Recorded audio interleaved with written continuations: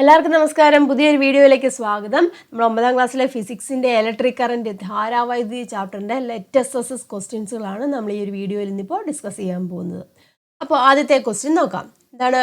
Which of the following device converts chemical energy into electrical energy? താഴെ കൊടുത്തവയിൽ രാസോർജ്ജത്തെ വൈദ്യോർജ്ജമാക്കി മാറ്റുന്നത് ഏതാണ്? Dry സെല്ലുണ്ട്, Dynamo ഉണ്ട്, solar സെല്ലുണ്ട്. ഏതാണ് രാസോർജ്ജത്തെ വൈദ്യോർജ്ജമാക്കി മാറ്റുന്നത്? കെമിക്കൽ എനർജി ഇലക്ട്രിക്കൽ എനർജി ആക്കി മാറ്റുന്നത് ഏതാണ്? ഡ്രൈ സെല്ലാണ്. ഡ്രൈ സെല്ലാണ് കെമിക്കൽ എനർജിയെ എന്താക്കി മാറ്റുന്നത്? ഇലക്ട്രിക് എനർജി ആക്കി മാറ്റുന്നത്. Next question.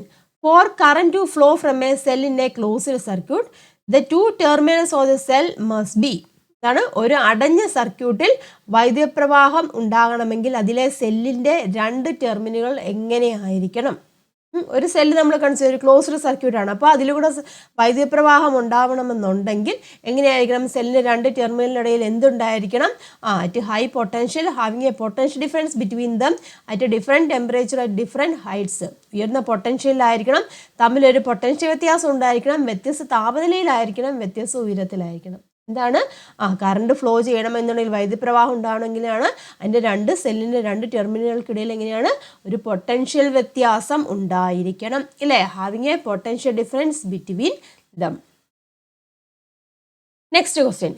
In which of the following circuits are the ammeter and voltmeter connected properly? താഴെ കൊടുത്തവയിൽ അമീറ്ററും വോൾട്ട്മീറ്ററും ശരിയായ രീതിയിൽ ഘടിപ്പിച്ച അല്ലെങ്കിൽ ബന്ധിപ്പിച്ച സർക്യൂട്ട് ഏത്? അത് അമീറ്ററും വോൾട്ട്മീറ്ററും ശരിയായ രീതിയിൽ. നമുക്കറിയാം അമീറ്റർ ഘടിപ്പിക്കുന്നത് എങ്ങനെയാണ്? സീരീസ് ആയിട്ടാണ്, ശ്രേണി രീതിയിലാണ് അമീറ്റർ എപ്പോഴും കണക്ട് ചെയ്യേണ്ടത്. ഓർത്തോണം കേട്ടോ, അമീറ്റർ കണക്ട് ചെയ്യേണ്ടത് ഓർത്തോണം. ഒരു സർക്യൂട്ടിൽ എങ്ങനെയാണ്? സീരീസ് ആയിട്ടാണ്, അല്ലെങ്കിൽ ശ്രേണി രീതിയിലാണ്. വോൾട്ട്മീറ്റർ എങ്ങനെയാണ് കണക്ട് ചെയ്യേണ്ടത്? വോൾട്ട്മീറ്റർ പാരലായിട്ട്, ഇല്ലേ? പാരലായിട്ട് അല്ലെങ്കിൽ സമാന്തരമായിട്ട് വേണം വോൾട്ട്മീറ്റർ കണക്ട് ചെയ്യാൻ. മനസ്സിലായല്ലോ? അപ്പോൾ ഏതാണ് ഇവിടെ വരുന്നത്? ഇവിടെ നോക്കിയേ, ഇവിടെ അമീറ്റർ ഈ സർക്യൂട്ട് നോക്കിയേ, ഇവിടെ അമീറ്റർ ഓക്കെയാണ്, സീരീസ് ആയിട്ടാണ്. വോൾട്ട്മീറ്റർ എങ്ങനെയാണ്? സീരീസ് ആയിട്ട്. അപ്പോൾ ഇതല്ല. ഇവിടെ നോക്കിയേ, ഇവിടെ അമീറ്റർ ഇതേ ബൾബിന് എക്രോസ് ആയിട്ട് പാരലായിട്ട് കണക്ട് ചെയ്തു. അപ്പം ഇതല്ല, അമീറ്റർ സീരീസ് ആയിട്ടാണ് കണക്ട് ചെയ്യേണ്ടത്. ഇവിടെ നിന്ന് നോക്കിയേ, അമീറ്റർ ഇവിടെ സീരീസ് ആയിട്ടാണ്, വോൾട്ട്മീറ്റർ ബൾബിന് പാരലായിട്ടാണ് കണക്ട് ചെയ്തിരിക്കുന്നത്. അപ്പോൾ ഈ സർക്യൂട്ട് കറക്റ്റാണ്. ഇവിടെ നോക്കിയേ, ഇവിടെ വോൾട്ട്മീറ്റർ എങ്ങനെയാണ് കണക്ട് ചെയ്തിരിക്കുന്നത്? വോൾട്ട്മീറ്ററും പാരലായിട്ടാണ് കണക്ട് ചെയ്തിരിക്കുന്നത്, അല്ലേ? സമാന്തരമായിട്ടാണ്, ബൾബിന് സമാന്തരമായിട്ടാണ് കണക്ട് ചെയ്യുന്നത്. ഇവിടെ എന്താണ്? അമീറ്റർ സീരീസ് ആയിട്ടുമാണ് കണക്ട് ചെയ്യുന്നത്. പക്ഷേ എന്ന് നോക്കിയേ, ബാറ്ററിയുടെ പോസിറ്റീവ് എങ്ങനെയാണ് കണക്ട് ചെയ്തിരിക്കുന്നത്? റോങ് ആയിട്ടല്ലേ? ബാറ്ററിയുടെ പോസിറ്റീവ് എങ്ങനെയാണ്? അമീറ്ററിൻ്റെ പോസിറ്റീവിലേക്കാണ് കണക്ട് ചെയ്യേണ്ടത്. ഇവിടെ നോക്കിയാൽ ബാറ്ററിയുടെ പോസിറ്റീവ് അമീറ്ററിൻ്റെ പോസിറ്റീവിലേക്ക് കണക്ട് ചെയ്തു. അതുപോലെ നെഗറ്റീവ് എങ്ങനെയാണ്?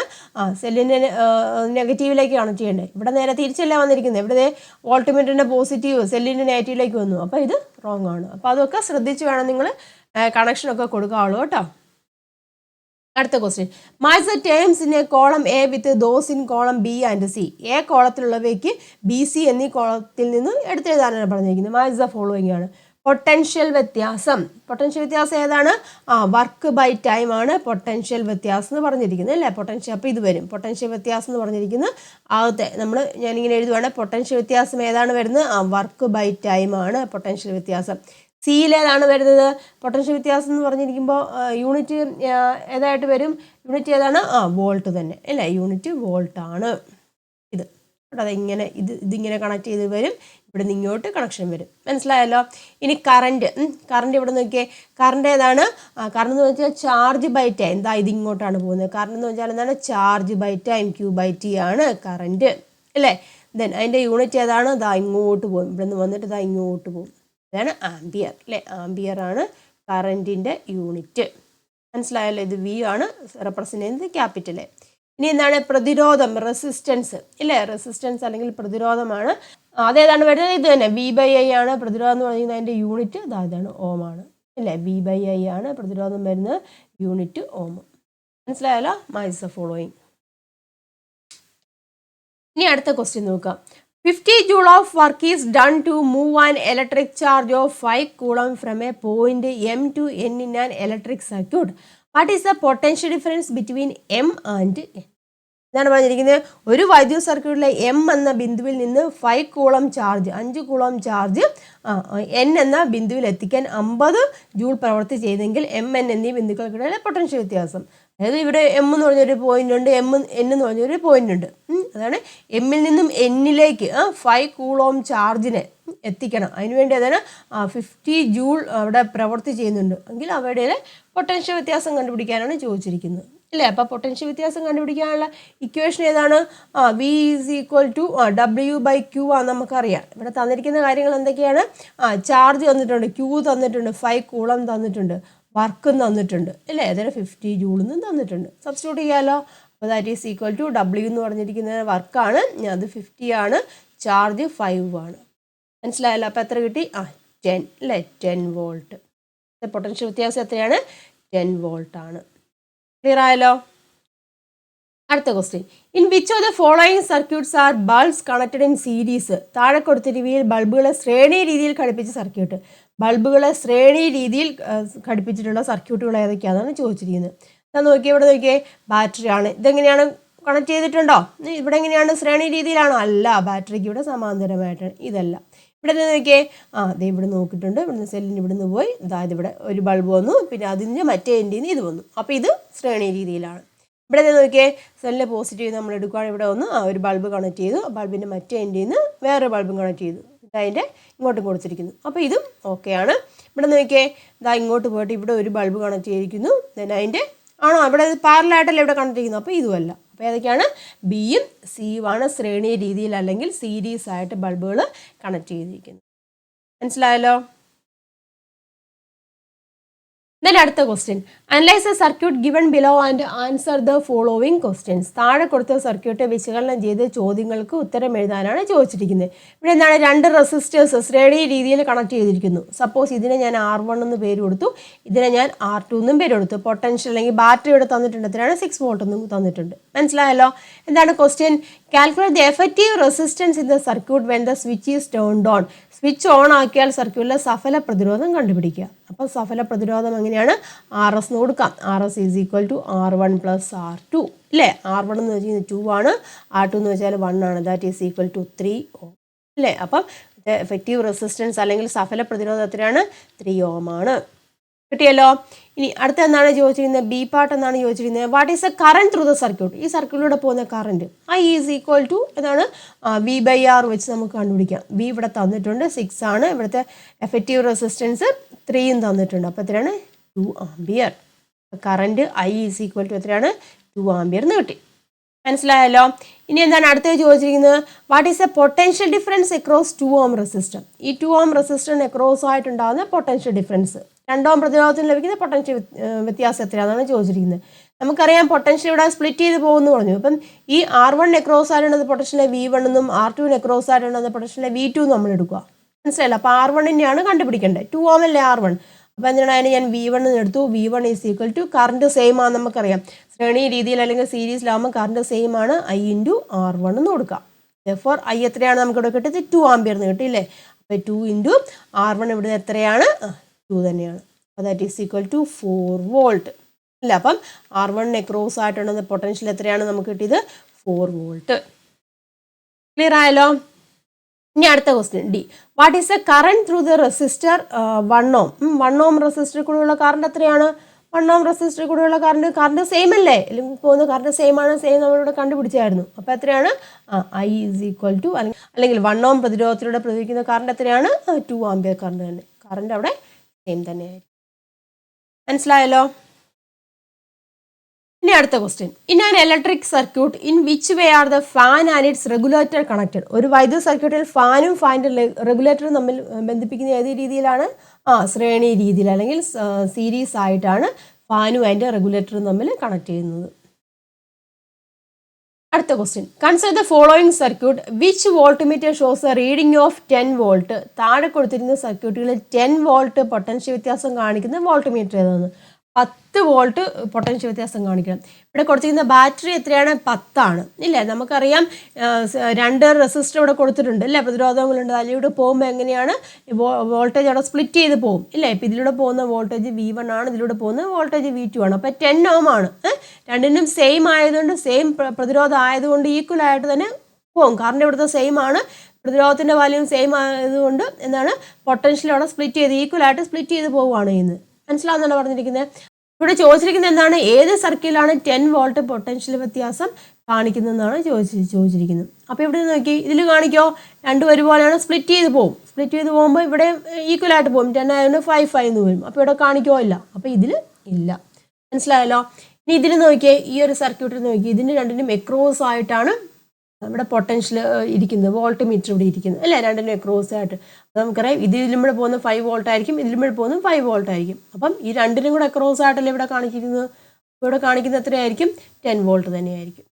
മനസ്സിലായല്ലോ. അപ്പം ഇതിൽ 10 വോൾട്ട് കാണിക്കും. ക്ലിയർ ആയല്ലോ. ഇനി അടുത്ത കേസ് നോക്കിയേ, ഇവിടെ നിന്ന് നോക്കിയേ, ഇവിടെ 20 വോൾട്ടാണ് കൊടുത്തിരിക്കുന്നത്. അപ്പോൾ ഇവിടെ എത്രയായിരിക്കും കാണിക്കുന്നത്, 20 വോൾട്ട് തന്നെയായിരിക്കും ഇല്ല. അപ്പോൾ ഇതല്ല. ഇത് നോക്കിയേ, ഇവിടെ 20 വോൾട്ടാണ്, ഇവിടെ 20 വോൾട്ട് കൊടുത്തു. ഇവിടെ 20 വോൾട്ട് അവിടെ സ്പ്ലിറ്റ് ചെയ്യും, ഇവിടെ 10 വോൾട്ട് ആയിട്ട് മാറും. ഈക്വൽ റെസിസ്റ്റർ അല്ലേ, ഒരുപോലത്തെ പ്രതിരോധമല്ല. അപ്പം 10 വോൾട്ട് ആയിട്ട് തന്നെ അവിടെ സ്പ്ലിറ്റ് ചെയ്ത് പോകും, ഈക്വൽ രീതിയിൽ തന്നെ സ്പ്ലിറ്റ് ചെയ്ത് പോകും. അപ്പോൾ ഈ 10 ഇതിനെ ക്രോസ് ആയിട്ട് കാണിക്കുന്നത്, 10 ഓമിന് ക്രോസ് ആയിട്ട് ഇവിടെ കാണിക്കുന്നത് എത്രയായിരിക്കും, 10 വോൾട്ട് തന്നെയായിരിക്കും. കാരണം ഇവിടെ 20 ആണല്ലേ കൊടുത്തിരിക്കുന്നത്. മനസ്സിലല്ലോ. അപ്പം ബിയും ഡിയും കേട്ടോ, ബിയും ഡിയിലും 10 വോൾട്ട് പൊട്ടൻഷ്യൽ വ്യത്യാസം കാണിക്കും. ഇനി അടുത്ത question, a wire of length 50 centimetre has a resistance of 5 ohm. If the length is doubled by stretching, what happens to the area of cross section of the conductor? What will be the resistance of the wire? 50 centimetre നീളമുള്ള ഒരു കമ്പിയുടെ പ്രതിരോധം 5 ohm ആണ്. അതിനെ വലിച്ചു നീട്ടി നീളം ഇരട്ടിയാക്കുന്നുവെങ്കിൽ ചാലകത്തിന്റെ ഛേദതല പരപ്പളവ് അല്ലെങ്കിൽ വണ്ണത്തിന് എന്ത് മാറ്റം സംഭവിക്കും? ചാലകത്തിന്റെ പ്രതിരോധം എത്രയായിരിക്കും എന്നാണ് ചോദിച്ചിരിക്കുന്നത്.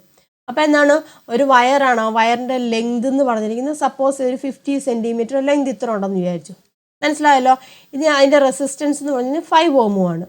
ഇനി ലെങ്ത് ഡബിൾ ചെയ്യുക, ഇതിനെ വലിച്ചു നീട്ടി ലെങ്ത് ഇത്ര അങ്ങ് ഡബിൾ ചെയ്തു, ഇത്ര ലെങ്ത് ഡബിളായി, ഇത് 50 കൂടെ വന്നു.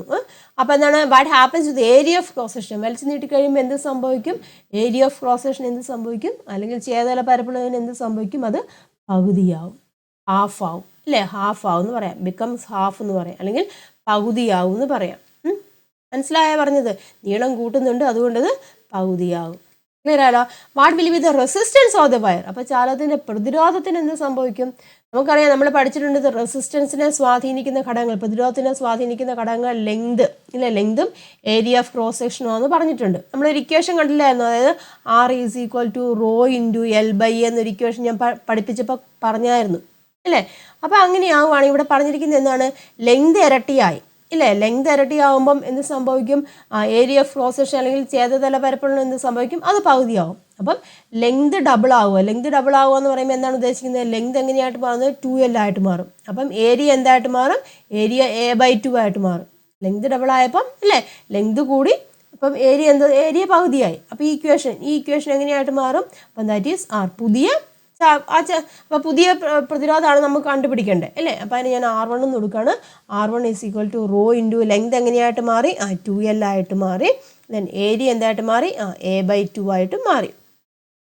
മനസ്സിലായല്ലോ. ഈ 2 മേലോട്ട് പോകുമ്പോൾ എങ്ങനെ എഴുതാൻ സാധിക്കും? ρ×2 മേലോട്ട് പോകും 4L/A എന്ന് എഴുതാം. അപ്പോൾ പുതിയ റെസിസ്റ്റൻസ് R1 = 4×ρL/A. ഈ ρL/A എന്ന് വെച്ചാൽ എന്താണ്? ρL/A എന്ന് വെച്ചാൽ ആദ്യത്തെ റെസിസ്റ്റൻസ് അല്ലേ. അപ്പോൾ നമുക്ക് എങ്ങനെ എഴുതാം? That is equal to 4×R എന്ന് എഴുതാം. അപ്പോൾ എങ്ങനെയാണ് പുതിയ റെസിസ്റ്റൻസ് അല്ലെങ്കിൽ ആ വലിച്ചു നീട്ടി ലെങ്ത് നീട്ടിയപ്പോൾ ഛേദതല പരപ്പളവ് പകുതിയായി അപ്പോഴത്തെയുള്ള റെസിസ്റ്റൻസ് ആണ് R1. അതെങ്ങനെയായിട്ട് മാറി? R1 = 4×R ആയിട്ട് മാറി. മനസ്സിലായല്ലോ. അതായത് ഇവിടെ തന്നിട്ടുണ്ട് 4×R എന്ന് പറയുമ്പോൾ 4 അതായത് റെസിസ്റ്റൻസിൻ്റെ വാല്യൂ ഇവിടെ തന്നിട്ടുണ്ട്, എത്രയാണ്? 5 ohm എന്ന് തന്നിട്ടുണ്ട്. അപ്പം 5 എന്ന് എഴുതാം. That is equal to 20 ohm എന്ന് എഴുതാം. മനസ്സിലായല്ലോ. അപ്പം വലിച്ചു ലെങ്ത് നീട്ടി, അപ്പം ഏരിയ ഓഫ് ക്രോസ് സെക്ഷൻ പകുതിയായി, അപ്പോൾ പുതിയ റെസിസ്റ്റൻസ് എത്രയായി? 20 ohm. ക്ലിയർ ആയല്ലോ. ഈ ഒരു ഇക്വേഷൻ നിങ്ങൾ എപ്പോഴും മനസ്സിലാക്കിയിരിക്കോട്ടെ. അല്ലെങ്കിൽ റെസിസ്റ്റൻസ് അല്ലെങ്കിൽ പ്രതിരോധത്തെ സ്വാധീനിക്കുന്ന ഘടകങ്ങൾ length, area of cross section. Length കൂടുമ്പോൾ റെസിസ്റ്റൻസ് കൂടും അല്ലേ. റെസിസ്റ്റൻസ് കൂടും നമ്മൾ ഓൾറെഡി പഠിച്ചിട്ടുള്ളതാണ്. ഏരിയ ഓഫ് ക്രോസ് സെക്ഷനോടെ പകുതിയാവും. ആ ഒരു കൺസെപ്റ്റ് വെച്ചിട്ടാണ് ഇവിടെ ചെയ്തിരിക്കുന്നത് കേട്ടോ. പഠിക്കുക കേട്ടോ, മനസ്സിലാക്കി പഠിക്കുക. അടുത്ത ക്വസ്റ്റ്യൻ നോക്കിയേ. Which of the graph given below represent Ohm's law? താഴെ കൊടുത്തിരിക്കുന്നവയിൽ ഓം നിയമത്തെ സൂചിപ്പിക്കുന്ന ഗ്രാഫ് ഏത്? ഓം നിയമം എന്ന് പറഞ്ഞിരിക്കുന്നത് എങ്ങനെയാണ്? വോൾട്ടേജിനെയും കറന്റിനെ റെപ്രസെൻറ്റ് ചെയ്തില്ലേ. അപ്പം ഡയറക്ട്ലി പ്രപ്പോർഷനല്ല, വി പ്രപ്പോർഷണൽ ടു ഐ എന്നല്ലേ പറഞ്ഞിരിക്കുന്നു. അപ്പോൾ ഏത് ഗ്രാഫാണ്? അതെ, മൂന്നാമത്തെ സി ആണ് ഓം നിയമത്തെ സൂചിപ്പിക്കുന്ന ഗ്രാഫ് എന്ന് പറയുന്നത്. ക്ലിയർ ആയല്ലോ? അപ്പോൾ ഇത്രയും ക്വസ്റ്റ്യൻസുകളാണ് നിങ്ങളുടെ ലെറ്റ് എസ്എസ്എസിലുള്ളത്. ഇതെല്ലാം പഠിക്കുക, ഇമ്പോർട്ടൻ്റ് ആയിട്ടുള്ള ക്വസ്റ്റ്യൻസുകളൊക്കെ തന്നെയാണ്. ഇതെല്ലാം നിങ്ങൾ പഠിക്കുക, പ്രോബ്ലംസ് ഒക്കെ ചെയ്ത് തന്നെ പഠിക്കുക. നിങ്ങൾ ടെക്സ്റ്റ് ബുക്കിലുള്ള പ്രോബ്ലംസ് ഒക്കെ നമ്മൾ വർക്കൗട്ട് ചെയ്തിട്ടുണ്ടല്ലോ ഓരോ പോർഷൻ പഠിക്കുമ്പോൾ, അതൊക്കെ ഇമ്പോർട്ടൻ്റ് ആണ്. അതെല്ലാം നിങ്ങൾ ചെയ്ത് പഠിക്കുക. അതിൻ്റെ കൂട്ടത്തിൽ തന്നെ ഇതുപോലെയുള്ള സർക്യൂട്ട് ഡയഗ്രമായിട്ട് ബന്ധപ്പെട്ട ക്വസ്റ്റ്യൻസുകളൊക്കെ നിങ്ങൾ മനസ്സിലാക്കുക കേട്ടോ. എങ്ങനെയാണ് ചെയ്യുന്നതെന്ന രീതി മനസ്സിലാക്കുക. ഇതേ ഫോർമാറ്റിലുള്ള ക്വസ്റ്റ്യൻസൊക്കെ തന്നെയായിരിക്കും ചോദിക്കുന്നത്. അപ്പോൾ എല്ലാവരും പഠിക്കുക കേട്ടോ. എന്തെങ്കിലും ഡൗട്ട് ഉണ്ടെന്നുണ്ടെങ്കിൽ കമൻറ്റ് ചെയ്യുക. വാട്സപ്പ് ഗ്രൂപ്പിൽ ജോയിൻ ചെയ്തിട്ട് ഡൗട്ടുകളൊക്കെ ഉണ്ടെന്നുണ്ടെങ്കിൽ അവിടെയും ഡിസ്കസ് ചെയ്യാം കേട്ടോ. ഇത്രയും ക്വസ്റ്റ്യൻസുകൾ നമ്മൾ ഡിസ്കസ് ചെയ്ത് എല്ലാവർക്കും മനസ്സിലായിട്ടുണ്ടെന്ന് വിശ്വസിക്കുന്നു. അപ്പോൾ വീഡിയോ നിങ്ങൾക്ക് ഉപകാരപ്പെട്ടിട്ടുണ്ടെന്നുണ്ടെങ്കിൽ ലൈക്ക് ചെയ്യുക, ഫ്രണ്ട്സിലേക്കൊക്കെ ഷെയർ ചെയ്യുക. അപ്പോൾ മറ്റൊരു വീഡിയോ ആയിട്ട് നമുക്ക് വീണ്ടും കാണാം. അപ്പോൾ എല്ലാവർക്കും നന്ദി, നമസ്കാരം, താങ്ക്